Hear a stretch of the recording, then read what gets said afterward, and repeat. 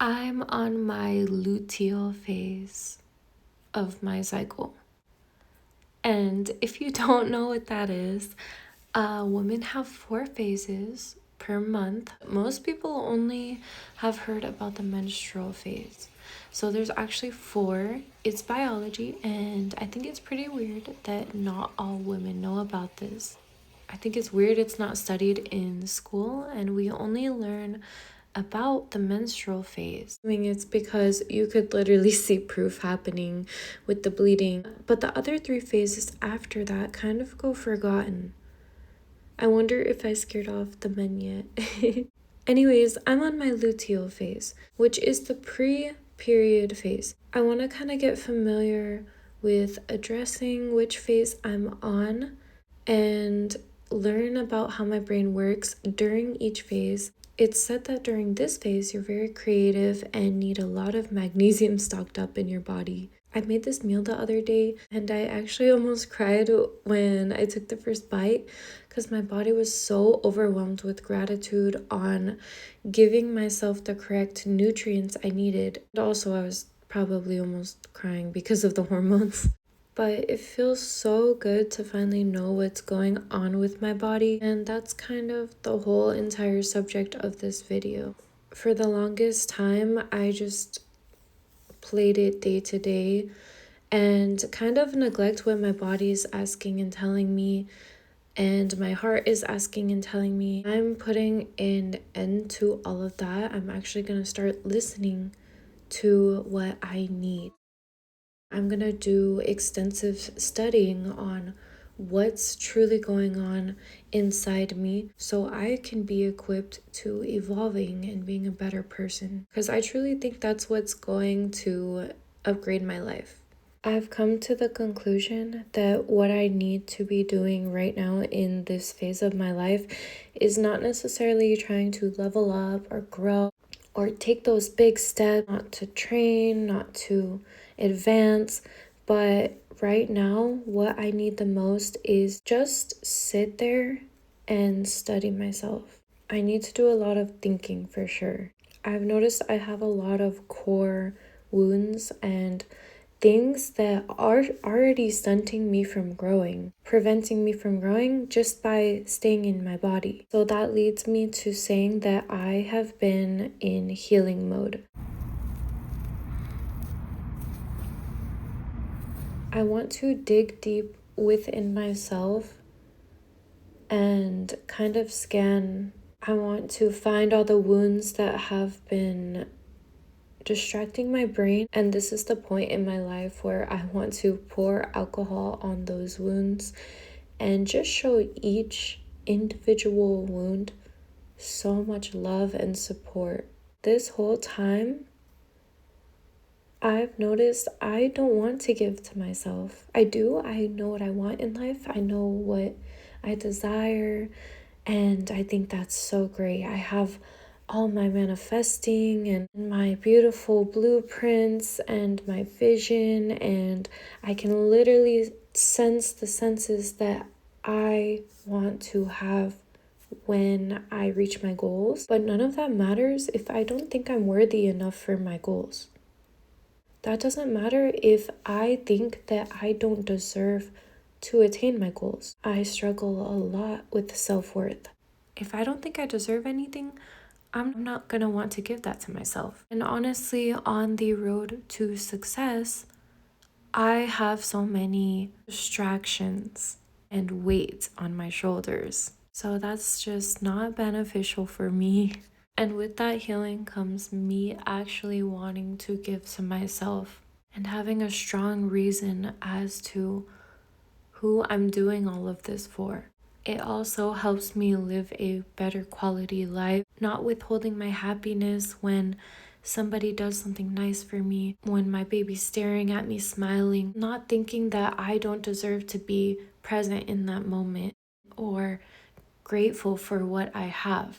Because right now I can't express gratitude when I'm so focused on the idea that I don't even deserve what I have in the first place. I feel like a lot of the time people don't want to heal.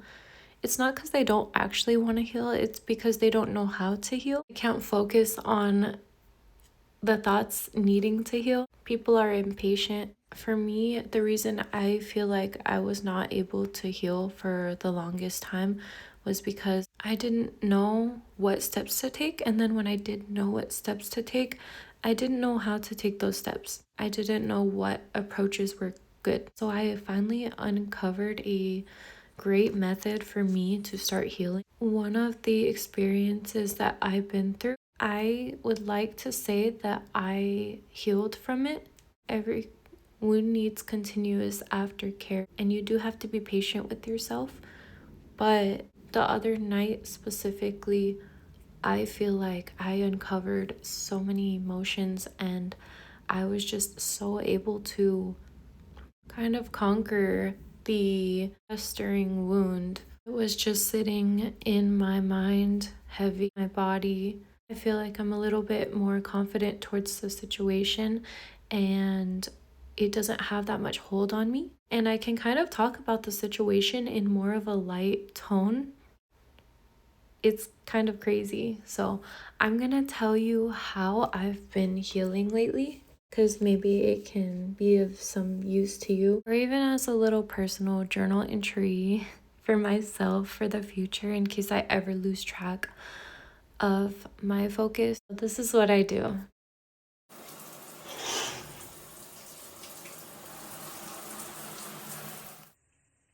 I go somewhere quiet. This is usually done in the shower. The shower is my safe place. I have the luxury of taking long showers or long baths, but this can work anywhere, in bed, in a closet. So what I do is I envision two people. Envision who I am right now, and I envision the little girl that was affected by the traumatic event right after the event. I don't pick and choose a specific event. One just kind of comes to me. A specific event can just pop up out of nowhere, and that's how I indicate that that's probably the best event to discuss with myself in the moment, given that it's something that popped up so randomly. So it's my current self, my past self after the specific traumatic event. Starting off, it's just a white background in my head.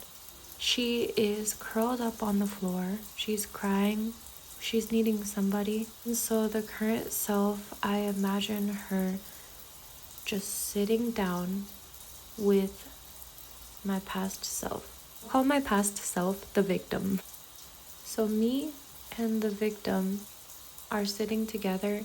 She's curled up in a ball. She's crying. And we sit in silence for however long she needs. I'm getting a feel of how she feels, and I go based off of that. I don't talk. I don't force her to get up. I don't do anything. I don't start having her talk. I don't do anything until she's comfortable.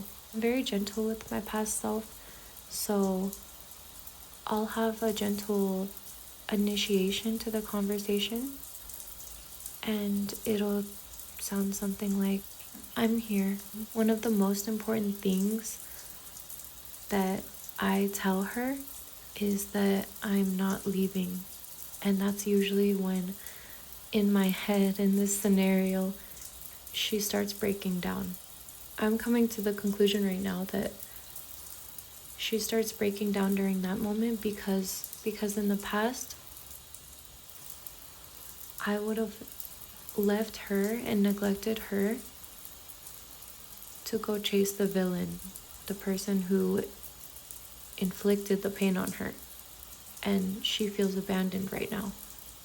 So, the current me is talking to the victim, saying, I'm not leaving. I'm staying right here with you. You're not too much. As soon as I feel like she's ready to talk, I do ask her a couple questions.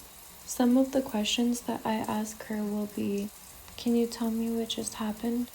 How do you feel about what just happened? And this one usually creates the most conversation out of her. I think this question is the most effective. I just usually ask that question first, and if it's small, simple little answers like really bad or upset, angry, and she just stays quiet, then I back it up with the validation right away.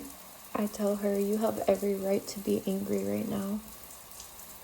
I tell her she's brave.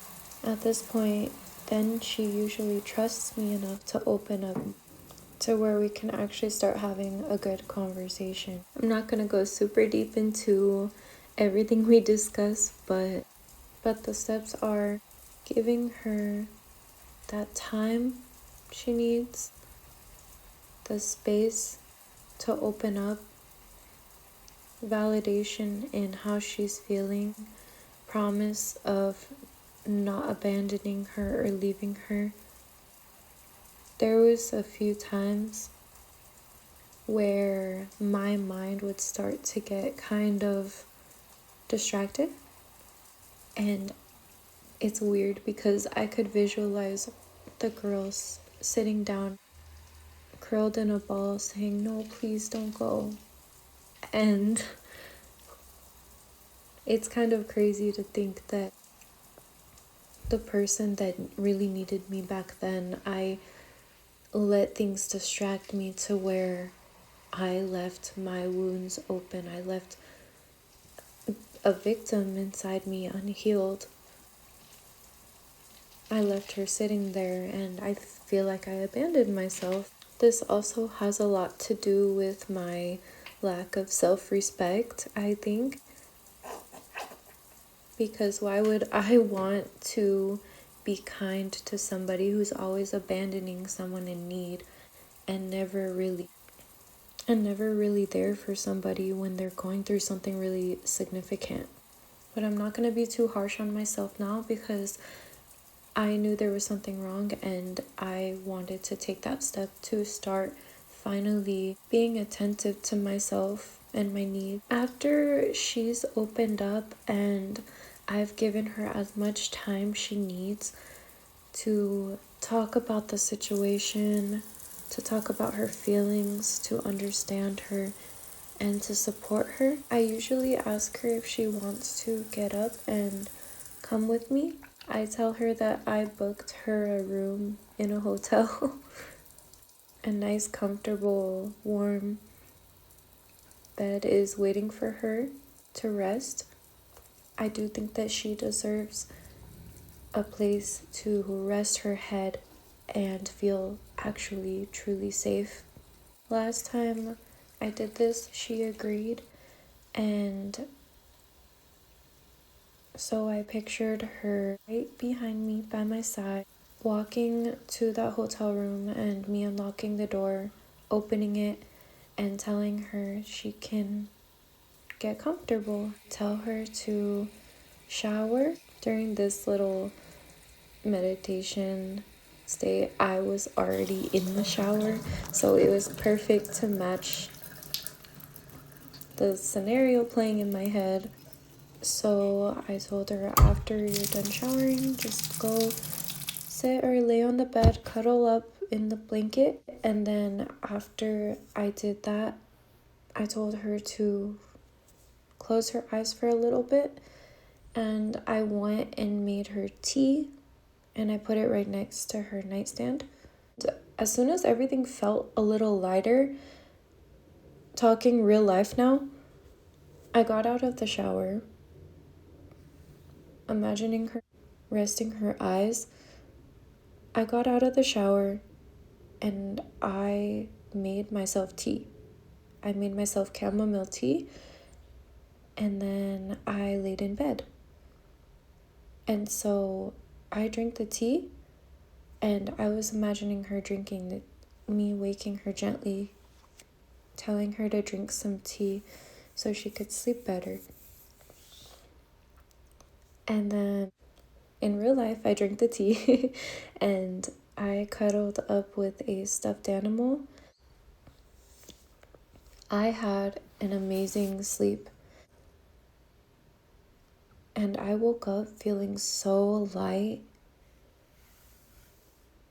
I felt like there was a huge weight lifted off of my shoulders, and I felt protected. I also felt very, very happy. I felt very kind to my partner that day. I didn't feel like I was being attacked. I didn't feel defensive. This has made so much difference on my life. I can say that confidently. I care so much. Like I said, I care so much for my younger self, and I think of her as someone so sacred and special. I haven't been there for myself, and this is a perfect way to start. So that's just something that I've been doing lately for my personal growth. So excited to heal and to feel this weight on my shoulder being lifted. Actually start being truly grateful for my life and all of the things that I'm blessed with, and to not have a lingering cloud over my head all the time. And I have a child now too, so I have to learn how to be healthy so I can teach him how to be healthy. If you start seeing any changes in me, that's what happened. I started actually caring about my healing journey, and I decided that I actually want better for myself. And the only way I can do that is to fix the problems that are already there.